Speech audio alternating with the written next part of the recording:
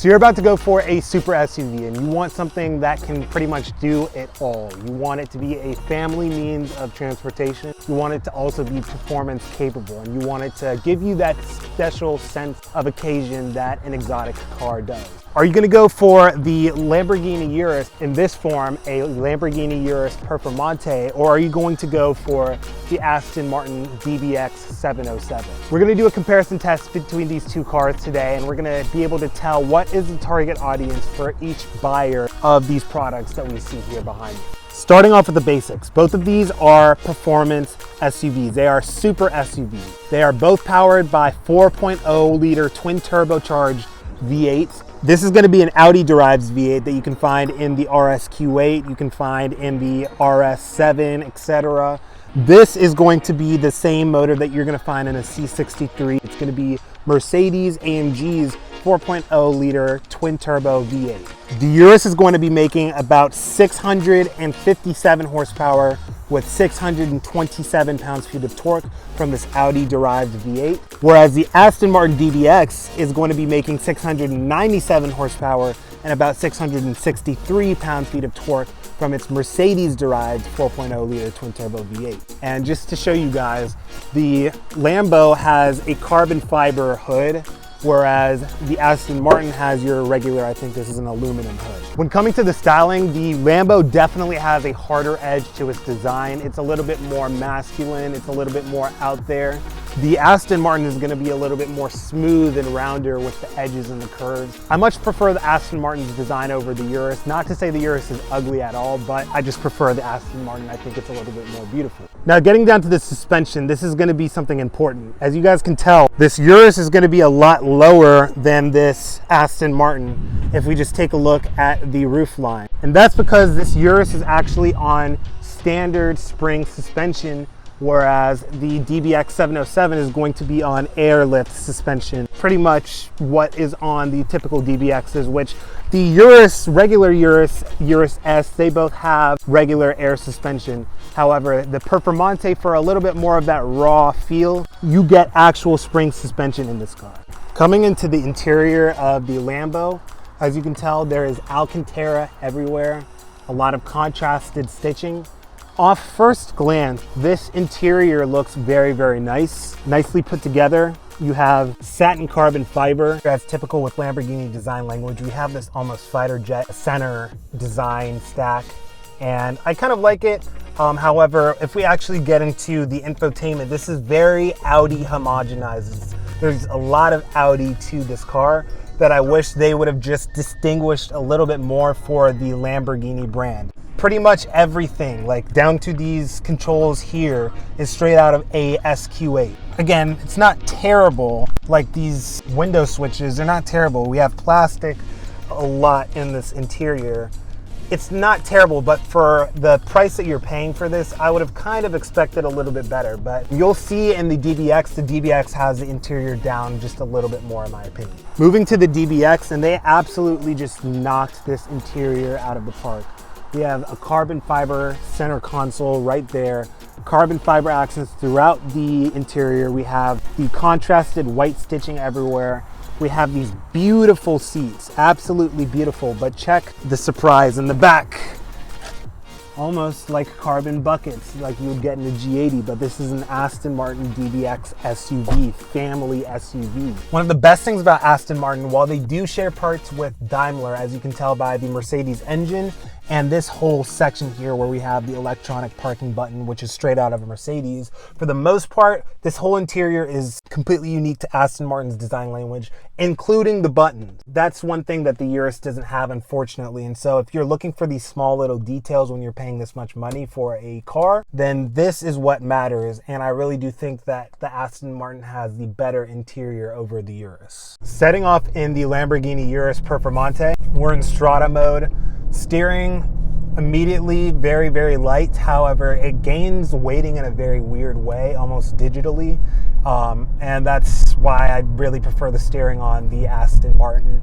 But we're not going to be taking this car, doing anything crazy with it. We're not going to be going fast like we're on a track, because really, for something like this, you shouldn't need to be going 10/10ths in order to understand what it is you're buying. And so we're just going to head off, put this thing into a little bit more of a spicier mode and see how we feel. The Performante, as it has the standard, coil suspension, it's not going to be a nice ride. It's definitely going to ride a little bit more rougher.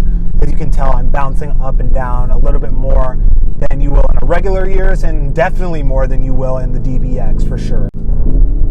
Also, the sound on the Urus is a little bit more angry, it's a little bit more menacing. However, also it's a little bit more digitalized, whereas the Aston Martin is definitely a little bit more chill. Taking a few corners in the Urus, this car is definitely capable.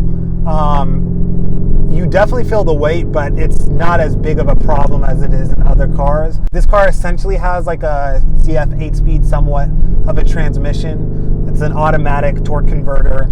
I think it is pretty much exactly like a ZF 8-speed, but Lamborghini calls it a different name. One of the things that I do love how they tune this transmission is it kind of gives you a little kick, like how in an Aventador or in a Huracan in Corsa mode, how it'll give you a little bit of a kick.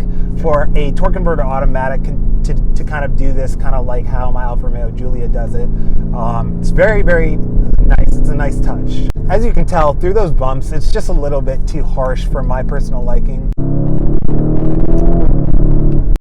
Good power. Again, this isn't a car that is going to be hustled down for the most part by most people who own it. But yeah, the one thing that I think definitely lets it down is the steering. It's a little bit digitalized in my opinion. It doesn't feel as natural as the DBX 707, but this car does handle very well. It just is a little bit more jarring how it does it, instead of the Aston Martin, which is a little bit more smooth. This is very rough. And again, if you put it in Strata mode, it shuts right up and it becomes a nice civilized daily driver. So yeah, pretty nice car. All right, setting off in the Aston Martin DBX 707. Already we get a little bit more of a classier vibe with this one. We have leather everywhere. We have leather on the ceiling instead of Alcantara. The exhaust isn't as loud. And just around town, taking normal turns, the steering feels a little bit more consistent, a little more heavier, it seems like, but the weighting is more consistent, much more consistent compared to the Lamborghini Urus. This does not feel as digitalized and as electric as the Lamborghini does. So this does have a ZF 8-speed transmission. And while it's not as ferocious in the shift as the Urus does, it still does have a little bit of a kick to it. I also really enjoy the sport dials in the digital display, which is red and it has a nice look to it. Yeah, this car just seems like it flows a lot better. And even though this is the 707, the ride is not as harsh as it is in the Lamborghini Urus, which might be a drawback if you want a little bit more of a hardcore experience. But this is a little bit more serene. But remember, this car is actually faster than the Lamborghini Urus. I'm not sure the weight differences to know how much that actually factors in, but and again, we're not going to be pushing this super fast. This is not my car. These cars, by the way, are brought to you by Washington Exotics. If you guys are interested in any of these cars, go and take a look at them. They're really good prices. This DBX is sitting at $163,000 with 12,000 miles on a Mercedes motor, which is pretty reliable. So you're getting a very nicely well-equipped vehicle for a price as $162,000. Like, you can't even find a new Urus, just regular, not even Performante for that price. So another thing I prefer on the Aston Martin, we have column-mounted shift paddles, whereas in the Lamborghini Urus we have steering wheel-mounted shift paddles, which is weird because Lamborghinis have always used column-mounted shift paddles for any of their products. Lamborghini Murcielago, Aventador, we have the Huracan. All of them use column-mounted paddles like is on this Aston Martin DBX. It just feels a little bit more exotic in my opinion, and I prefer column-mounted shifters rather than wheel-mounted shifters. So that's another point to the Aston Martin in my opinion, in my preference, comparatively to the Lamborghini Urus. Another thing I should point out Yeah, I also really like this transmission, how it shifts. It definitely gives you a little bit of a punch. Another thing that I notice, which is something that, you know, if you're paying this money, it's going to be something that is going to be important, is I feel like the leather on this is about twice as better as in the Urus. And we all know, like, for instance, Porsche leather is different from Bentley leather, even though it comes from the same VW group. And so I wonder why Lamborghini didn't just put better leather. I feel like this is more supple. It looks like it has higher quality just in the grain itself. I like the interior of this just in general over the Lamborghini Urus. Yeah, and the power is also just very effortless. You can just be cruising in 5th gear and just kind of tip in, and then you just keep pulling. Again, 697 horsepower.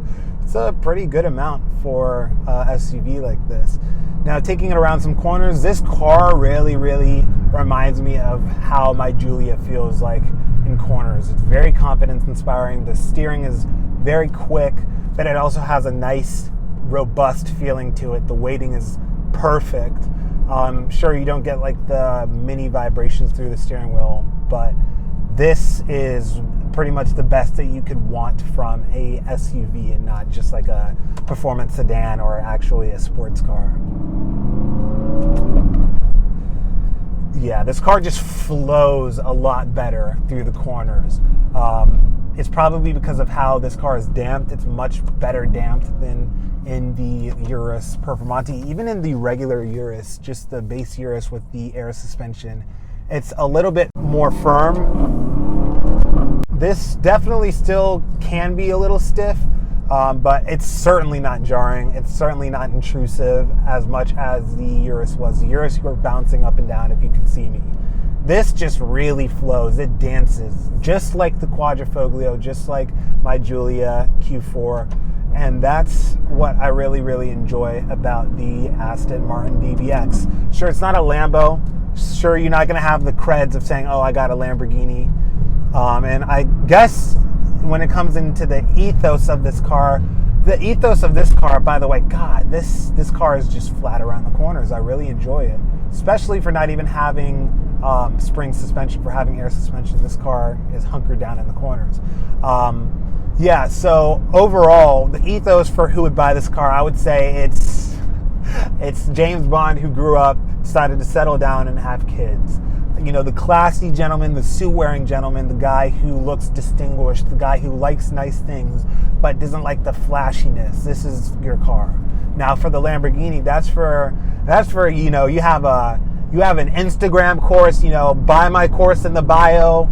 You know, you just came up on some internet money. No, I'm just making a caricature. I mean, that car is also really, really nice. It's definitely more hardcore than this car. So if you want a more hardcore SUV experience, get the Urus Performante. But just know, you will be paying the price. Like, it's going to be a lot stiffer. It's going to be a little bit lower. Not like you're going to have clearance issues, but just know that it's going to be a little bit more hardcore. This car still handles beautifully, still handles really, really like it dances. That's what it does. It dances around the corner. It's just a little bit more put together in my opinion. Sure, it's not the Lamborghini, it's an Aston Martin, but this car, in my opinion, just comparison to comparison, interior to interior, materials to materials, driving experience to driving experience, I'm taking the Aston Martin, unfortunately, for Lamborghini, because I love Lamborghini. I imagine the Performante would take the cake for either of these. So, got to put a naturally aspirated V12 Lamborghini in your SUVs. Put the Revuelto engine in a Urus and see how many units that would sell. It probably would sell a lot. But yeah, guys, that is pretty much the video. Urus is definitely going to be more hardcore, definitely going to be a little bit more of a younger vibe to it. The Aston Martin is definitely going to be a more older vibe, a more matured, classic vibe. And it's my preference. It's my choice out of the two. So guys, that will be the video. If you guys would like to see more videos like this, continue to subscribe. And if you guys are interested in any of these vehicles specifically, go to Washington Exotics. Again, Washington Exotics in Sterling, Virginia.